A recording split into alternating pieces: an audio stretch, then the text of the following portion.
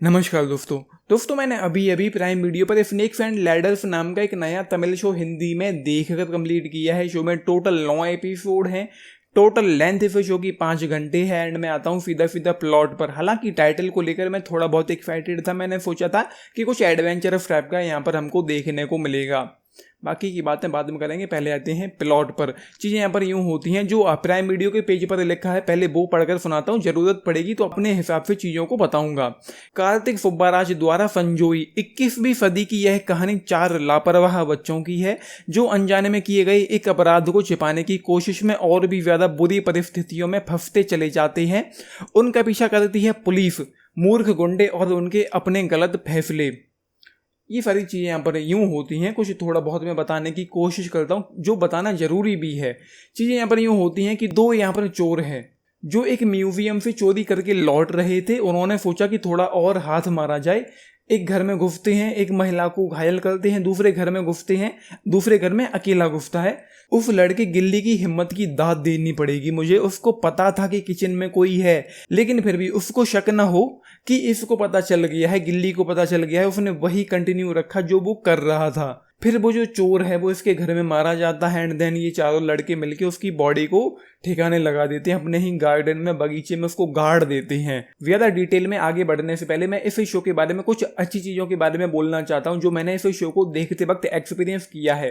वो चीज़ें पहले तो यूं है कि शो की जो पेसिंग है वो काफ़ी अच्छी है, राइटिंग भी कहीं ना कहीं काफ़ी अच्छी है। जो बच्चे हैं वो थोड़े बहुत इंटरेस्टिंग लगते हैं, उनमें आप इन्वेस्ट होते चले जाओगे। वो बच्चे जो हैं वो कहीं ना कहीं इंटरेस्टिंग हैं, किरदारों में कुछ दम है उन बच्चों के।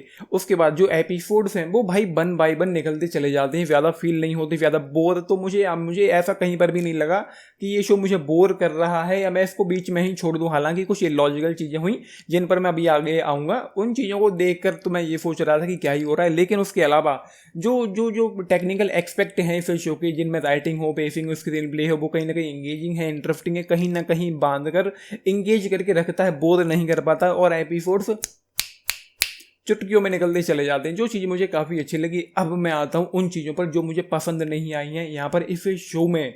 एंड उसके बाद चीज़ें मैं ये सोच रहा था कि इन किरदारों में इतना ज़्यादा कॉन्फिडेंस आया कहाँ से है। इस स्कूल में पढ़ने वाले छोटे छोटे टीनेजर्स लड़के हैं, इतनी हिम्मत कहाँ से आ गई। चलो वो मर गया भाई, कोई और होता फट लेती उसकी, वो बोल देता सबको, लेकिन ये किसी को कहता नहीं है। अपने तीनों दोस्तों को बुलाता है, उसको ज़मीन में गाड़ देता है उसी रात को। किसी को भनक तक नहीं होती है घर में कि क्या हो गया है। पूरे शहर में जो गुंडे बदमाश हैं वो उस बंदे को ढूंढ रहे हैं। क्यों? क्योंकि वो एक लॉकेट, एक पेंडेंट चुरा करके लेकर के आया था उस म्यूजियम से। और वो पेंडेंट क्यों है, किस लिए है, क्यों उसके पीछे ये सारे लोग पड़े हुए हैं, वो हमको पता नहीं चलता है। किरदार है, बार बार नाम सुनने को मिलेगा, आयरा करके। उसकी शक्ल तक देखने को नहीं मिली है। उसका क्या, इस पेंडेंट का क्या इंपॉर्टेंस है, क्यों इंपॉर्टेंस रखता है वो पेंडेंट, कभी समझ में आया ही नहीं है इस शो में। एंड उसके बाद यहाँ पर इस शो में जो किरदार हैं, ये जो बच्चे हैं, ये उस मरे हुए की बॉडी को इतनी बार खोद डालते हैं जैसे बॉडी ना हुई, जमीन में गड़ा हुआ खजाना हो गया, जब मन हुआ तभी खोद डाला। बार बार बॉडी ये लोग खोदते हैं। और इतना ही नहीं है, 8वें एपिसोड में जाकर तो बॉडी उठाकर कहीं और, क्या ही कहूँ, ज़्यादा मैं डिटेल में जा नहीं सकता हूँ। एंड यहाँ पर एक चीज़ और है, एक सीन था 5th एपिसोड में, इन लोगों के कॉन्फिडेंस की मैं दाद दूंगा। कॉन्फिडेंस इतना ज़्यादा है कि मैं क्या ही कहूँ। इस पिक में आप देखो, स्क्रीनशॉट आप देख पा रहे होंगे, बेफिक्र होकर ये लौंडा बैठा हुआ है एक कुर्सी पर। एंड इसके पीछे की स्टोरी पता है आप लोगों को क्या है?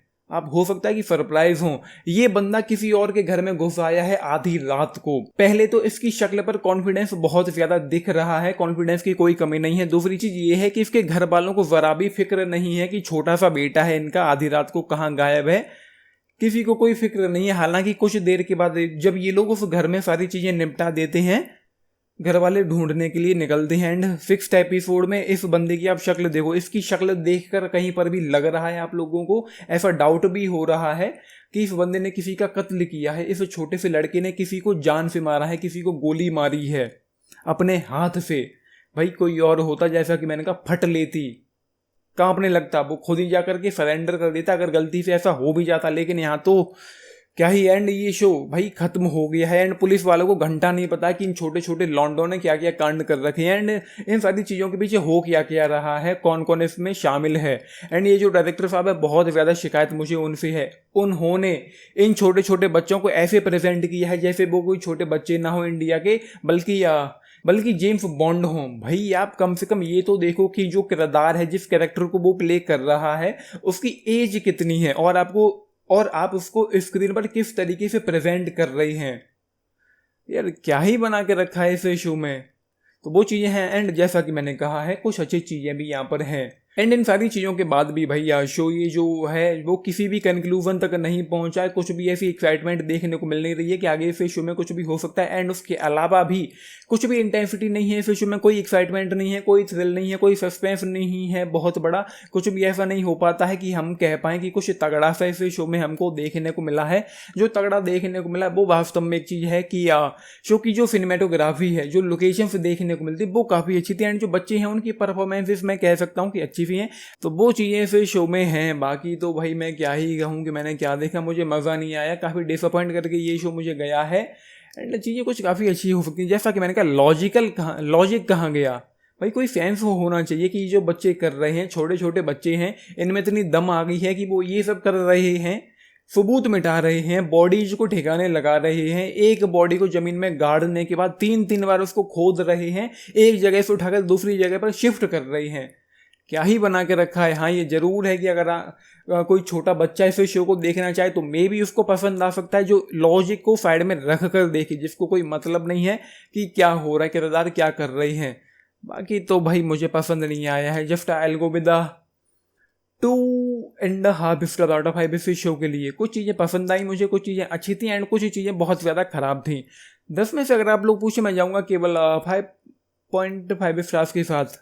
आप लोगों ने देखा है, देख रहे हैं अपने टिक्स लिख के बताना। बाकी यहाँ पर कुछ भी ऐसा नहीं है कि 18+ की कैटेगरी में रखा जाए, ना न्यूडिटी है ना किसिंग बेसिंग है। आप लोग चाहें तो फैमिली के साथ देख सकते हैं, लेकिन मैं कहूँगा कि क्यों ही देखना है, फिजूल है, उतना अच्छा नहीं है। बाकी फिर भी आप लोगों ने देखा है, देख लिया है, अपने टिक्स लिख के बताना एंड लाइक शेयर सब्सक्राइब भी करना चैनल को। वीडियो को एंड देश भी नीचे चैनल फनिंग अप। Thank you.